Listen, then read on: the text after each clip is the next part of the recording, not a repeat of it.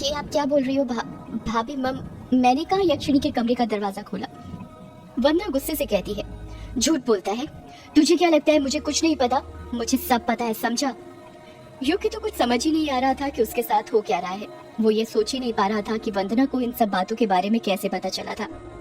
वंदना के शरीर में जितनी जान थी वो अपनी पूरी जान से युग का गला दबाने लगती है। युग चीखते हुए कहता है, छोड़िए भाभी, ये आप क्या कर रही हैं? छोड़िए मेरा गला, मेरा दम घुट रहा है भाभी।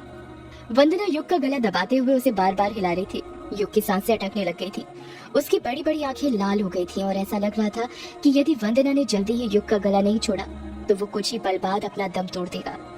अब तो युग के गले से आवाज भी नहीं निकल रही थी, बस वो अपने हाथ पैर फड़फड़ाए जा रहा था।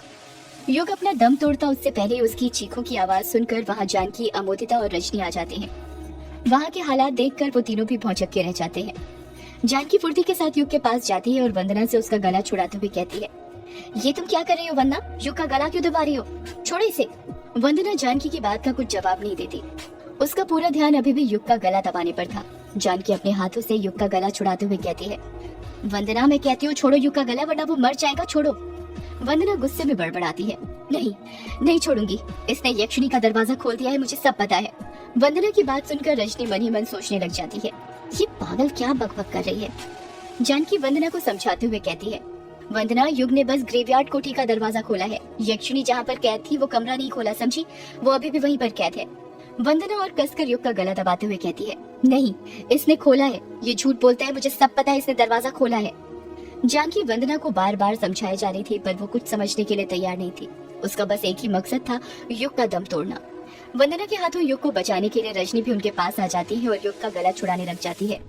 अमोदिता दरवाजे की दहलीज पर ही मंत्रमुग्ध होकर खड़ी थी। उसकी समझ ही नहीं आ रहा था कि वो क्या करे।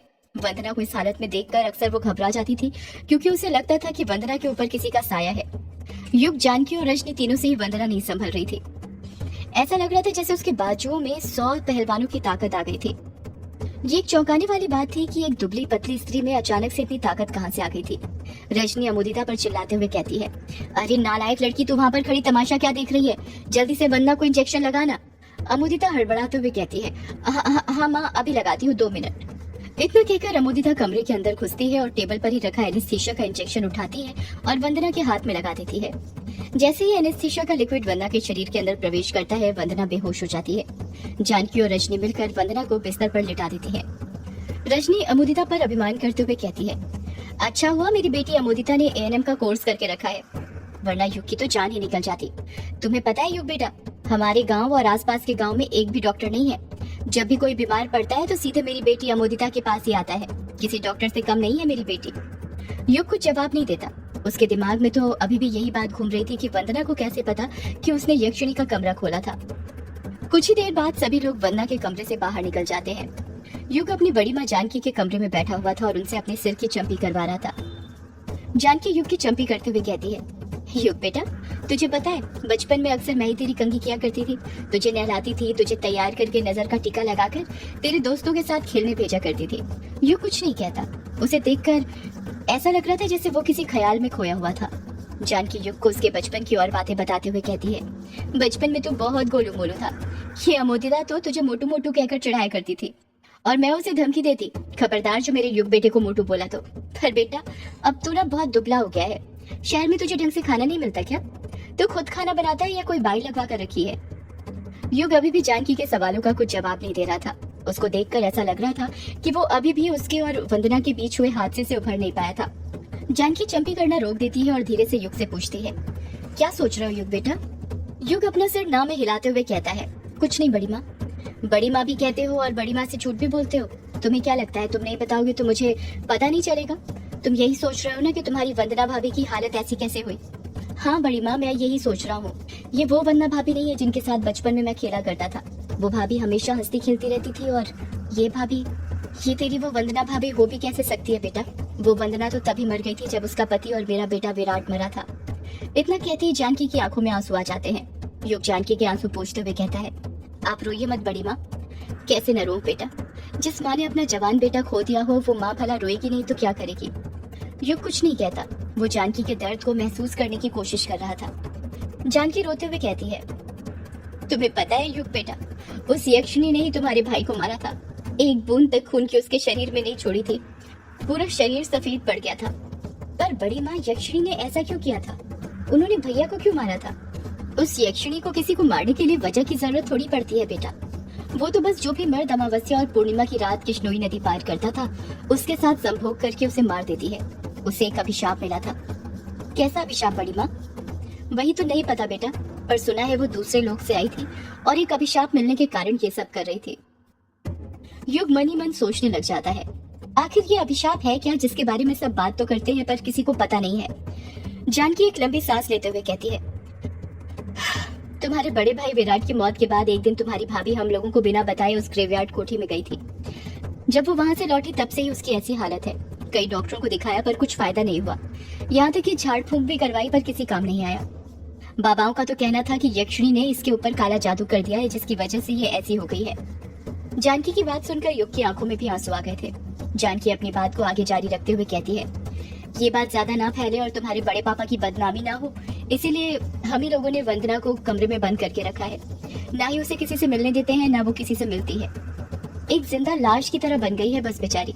कभी कभी तो मुझे भी उसकी हालत पर रोना आता है, पर मैं क्या करूं, मैं खुद मजबूर हूँ। जानकी अपने आसपास देखते हुए कहती है, तुम्हें पता है बेटा, जब वंदना उस ग्रेवयार्ड कोठी से वापस आई थी तब से लेकर आज तक बस वो एक ही रट लगाए हुए है। तूने दरवाजा क्यों खोला मुझे सब पता है।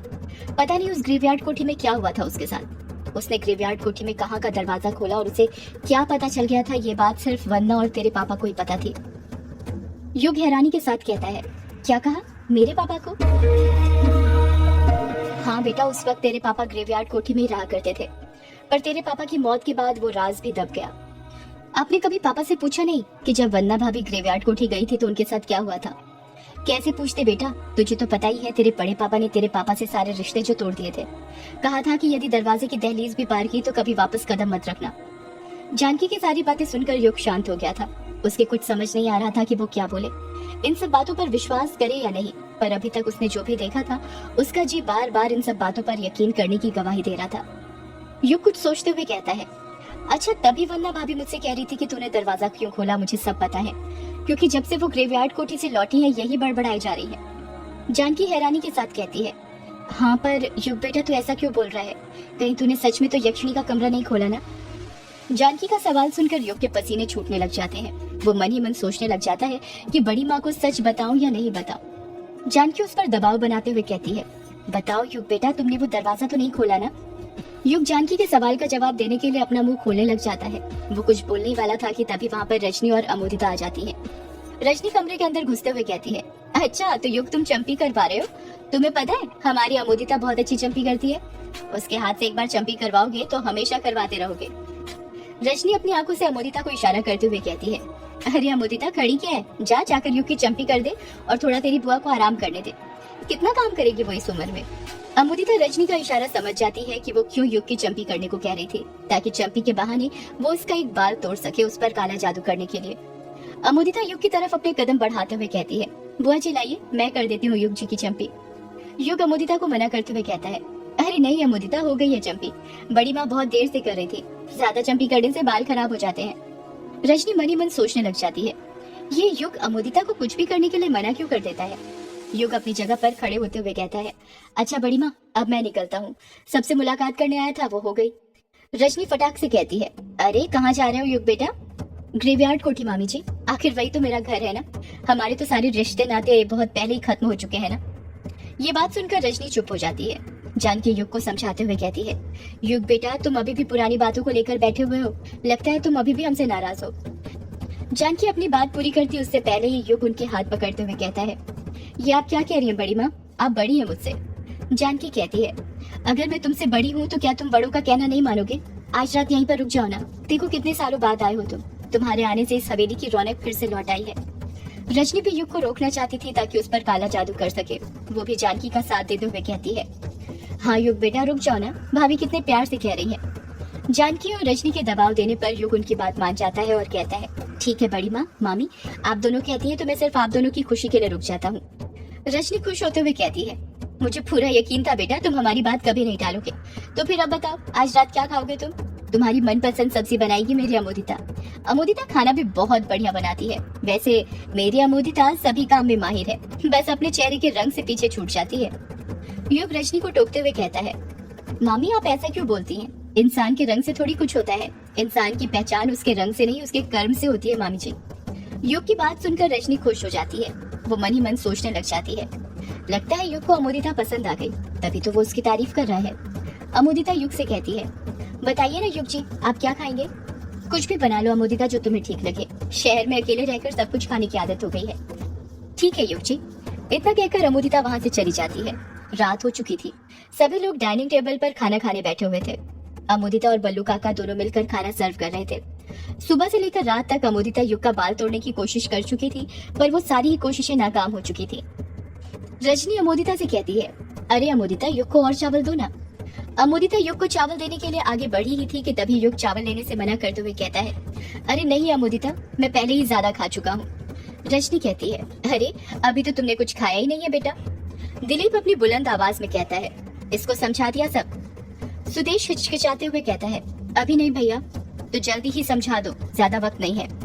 युग बीच में ही बोल पड़ता है, ये आप लोग किसे क्या समझाने की बात कर रहे हैं? सुदेश प्यार से युग से कहता है, वो युग बेटा, आज ना गांव में ग्रेवयार्ड कोठी के सिलसिले में मीटिंग बैठी थी और मीटिंग में ये फैसला हुआ है कि तुम्हें वो ग्रेवयार्ड कोठी बंद करनी पड़ेगी।